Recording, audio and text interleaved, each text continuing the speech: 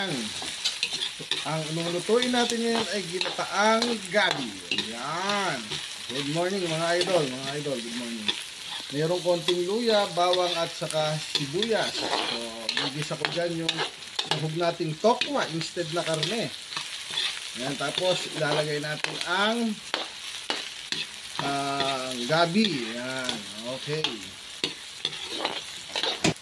Okay, lalagay na ngayon natin yung nilaga ko munang laing. Yan. Nilaga ko muna yan. Para matanggal yung bad element.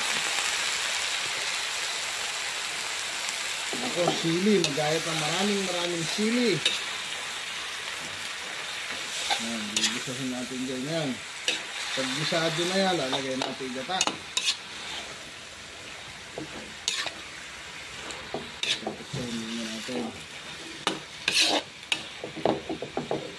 Tapos, lagyan nyo na rin siya ng konting patis. Asan may patis? Para yung twist lang. Konti lang yan.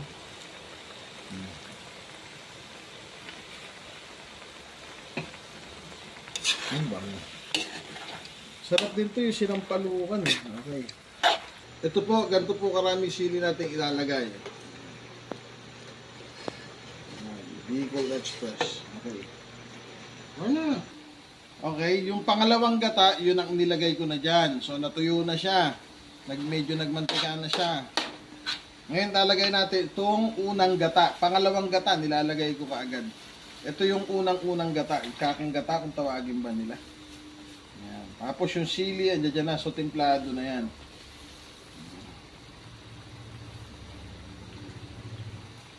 Mamaya-maya, ilalagay ko yung sahog. Hindi ko sinabay yung sahog, yung tokwa kasi malulusak siya kasi nilulusak ko to, ginaganyan-ganyan ko. So pag nilagay ko, malulusak ko kaya medyo panguhuli natin siya. Okay? Yan na po ang kinalabasan, durog na siya. So lalagay natin tong tofu o ang tawag dito? Ang tawag dito? Tokwa. Na may mental block ako kaaga. Oh, saka natin titimplahan niya ng pati asin kasi baka magkaroon na yung yan. Granulated salt po ang gamit ko. Mas natural ang datingan yan.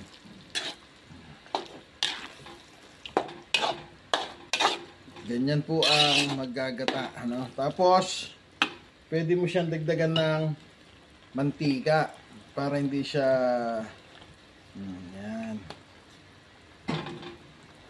Hindi siya maninikit. Tapos parang nagmamantika talaga siya sa gata. Para maluto pa siya ng gusto. Yan. Kaya hindi ko sinabay yung tokwa kanina kasi nga pag ginaganyan ko malulusak siya. So yan. Ito po okay na. Pamaya-maya mga 5 to 10 minutes pwede ko na yung hanguin. So for now, tatakpan ko po ulit, babalikan ko siya. Yan. Titikman na po natin. Ano? Ayan, titikman na po natin. Kahit ito po isang linggo, hindi mapapanis yan. Isang linggo natin ulit. Ba't ang bago ni Asher yan? Okay. Okay, good morning, good morning. Titikman na po natin yung finished product natin na ginataang laing. Ano? Isang kaya siya, sakto kaya sa anghang, sa alat.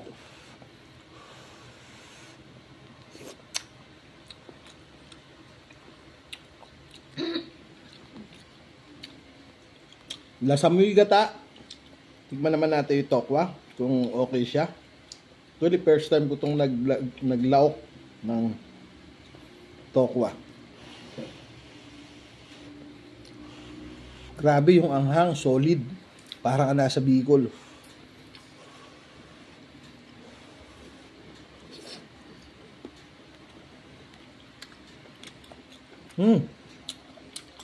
Walis din yung lasa ng tokwa. Para siyang ginataang tokwa. Sumipsip siya ng gata. Grabe. Matagal din na panahon na hindi ko to nagawa. This is one of my specialty din also, no? Ang sarap, grabe. Ito kahit painit mo siya ng painit, lalo siyang sumasarap. So thank you, follow and share my content. God bless.